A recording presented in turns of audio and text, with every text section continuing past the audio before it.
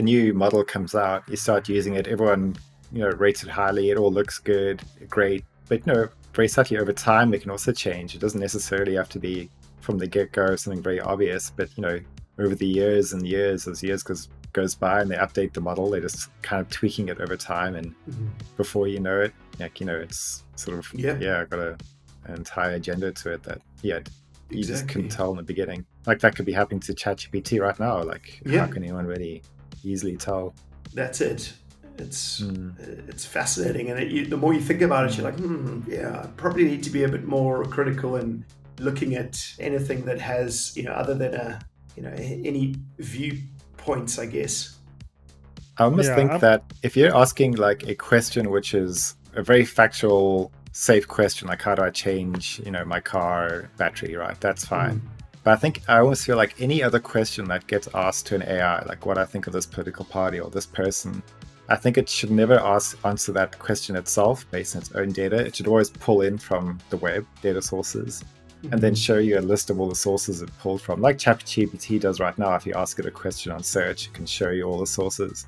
But at least then you're kind of seeing where it's getting its information from. But again, there's a cost and the time cost to that. So obviously that exponentially raises the cost. But that's the only kind of way I can see it being something you can a bit more rely on. Even then, though, the problem with that is it puts the onus on you to like check through all those sources for every single question that you ask. And sure, everyone on this call, may do it, maybe we're those sort of people, but probably like 80% of people would never go and check those sources and just go, I'm sure it's fine. I can see, Microsoft.com there, so it must be fine, right? But meanwhile, it's like cherry picked, 4 viewpoints on something from, Microsoft News compared to the other 50, which were a different viewpoint, but just cherry picked them. And you think, it's from, MSN News, it must be fine. But I think price is going to be an important thing to all this. Obviously, it's great to have competition because that drops the price. Supposedly, if DeepSeek really built everything without using the AI chips they don't have, that's something where I think, with browsers are free. So why not use the free ones? Why pay $20 or $100 a month for it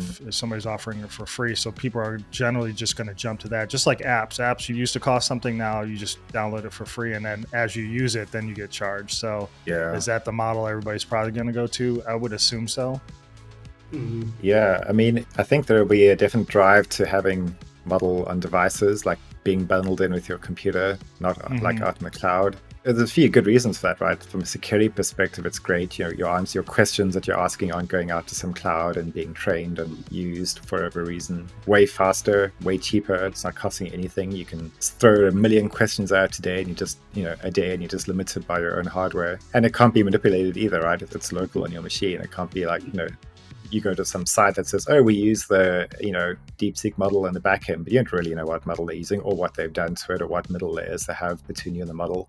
So I think if this becomes a bigger problem over time, I definitely see a shift from people wanting to use local trusted models rather than cloud models, which they just sort of are either too expensive or, it's just way safer and quicker and cheaper to use. Agreed.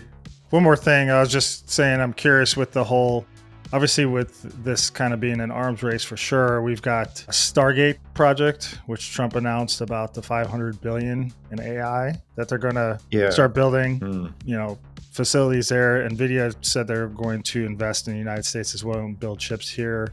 I'm just curious, like that, are other countries going to just start developing their own chips, their own places where they're just building up these areas of just massive AI data training centers?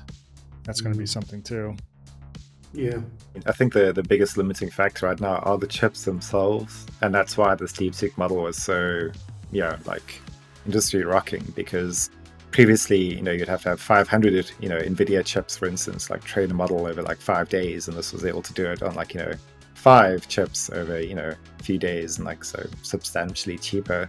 But the chips themselves are still, the biggest part of this whole equation around which countries can compete, who can build the data centers. Sure, you may get cheaper models that need less chips, but as AI grows, it's just going to grow with it no matter what. This may have opened up the gates to more AI and cheaper AI, but the demand is still going to be there and those chips are still going to be needed.